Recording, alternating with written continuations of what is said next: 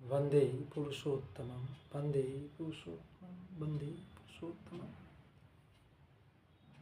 परोपकार ही जीवन का उद्देश्य है। भगवान व्यास जी ने संपूर्ण भागवत का एक पंक्ति में निचोड़ बताया कि परोपकार जैसा कोई धर्म या पुण्य नहीं। इसी परोपकार का इसी परोपकार पर यह सृष्टि चलती है। परंतु आज मनुष्य जो कुछ करता है उसके बदले में कुछ प्राप्त किए करना चाहता है या कुछ प्राप्त करने की इच्छा रखता है। बिना कुछ प्राप्त किए कुछ करने को तैयार नहीं होता। परंतु मनुष्य यह नहीं जानता कि यहाँ हर कर्म या हर वचन और हर चिंतन का फल मिलता है। जैसा आपका वचन या चिंतन या कर्म होगा उसी अनुरूप आपको फल अवश्य मिलेगा। परंतु समय के अनुसार, समय आने पर, जैसे हम यदि आम्र फल का पेड़ लगाते हैं तो उससे समय के अनुसार आम्र फल ही प्राप्त होता है, कटहल नहीं। ठीक उसी तरह हम अपने जीवन में जो भी कर्म करते हैं, अच्छा या बुरा, उसके अनुरूप समय के अनुसार फल अवश्य मिलता है। ठाकुर जी कहते हैं, एक लहमार बेफास कथा, चिंता कर्म आलोचना, छोटे निये पिछू पिछू, दूरदृष्टेर की लांछना। यदि हम एक लम्हा के लिए भी कोई चिंतन, कोई वचन या कोई कर्म करते हैं, भला या बुरा, उसका परिणाम हमारे पीछे पीछे चलते रहता है। दूर भविष्य में ही सही उसका परिणाम हमें निश्चित रूप से भुगतना पड़ता है। अर्थात एक पल यदि चिंतन कर्म या आलोचना करते हैं तो उसका प्रतिफल हमारे पीछे पीछे लगा ही रहता है। वह समय के अनुसार उसका परिणाम हमें भुगतना ही पड़ता है।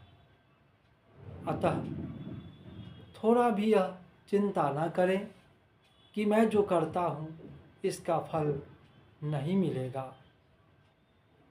आश्वस्त रहें, फल मिलेगा और पूरा मिलेगा, चाहे जिस प्रकार हो, निश्चित रूप से वह मिलेगा ही। हमें चिंता यह करना है कि हमें कैसा फल चाहिए।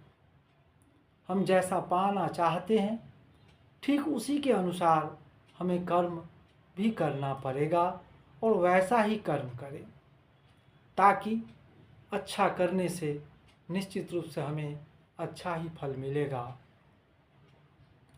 इसलिए परोपकार करें, अपने सामर्थ्य के अनुसार, धन से हो, वचन से हो, बल से हो, बुद्धि से हो। हम निश्चित करें कि कुछ न कुछ प्रत्येक दिन हम किसी न किसी को मदद करें, उपकार करें, ताकि उसके प्रतिफल के रूप में वंदे पुरुषोत्तमं वंदे पुरुषोत्तमं वंदे पुरुषोत्तमं। परोपकार ही जीवन का उद्देश्य है। भगवान व्यास जी ने संपूर्ण भागवत का एक पंक्ति में निचोड़ बताया कि परोपकार जैसा कोई धर्म या पुण्य नहीं। इसी परोपकार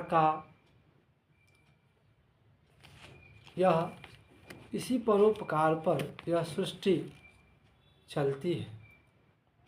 परंतु आज मनुष्य जो कुछ करता है उसके बदले में कुछ प्राप्त किए करना चाहता है या कुछ प्राप्त करने की इच्छा रखता है।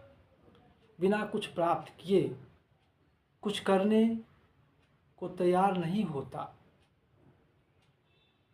परंतु मनुष्य यह नहीं जानता कि यहाँ हर कर्म या हर वचन और हर चिंतन का फल मिलता है। जैसा आपका वचन या चिंतन या कर्म होगा, उसी अनुरूप आपको फल अवश्य मिलेगा। परंतु समय के अनुसार, समय आने पर, जैसे हम यदि आम्र फल का पेड़ लगाते हैं तो उससे समय के अनुसार आम्र फल ही प्राप्त होता है, कटहल नहीं। ठीक उसी तरह हम अपने जीवन में जो भी कर्म करते हैं, अच्छा या बुरा, उसके अनुरूप समय के अनुसार फल अवश्य मिलता है।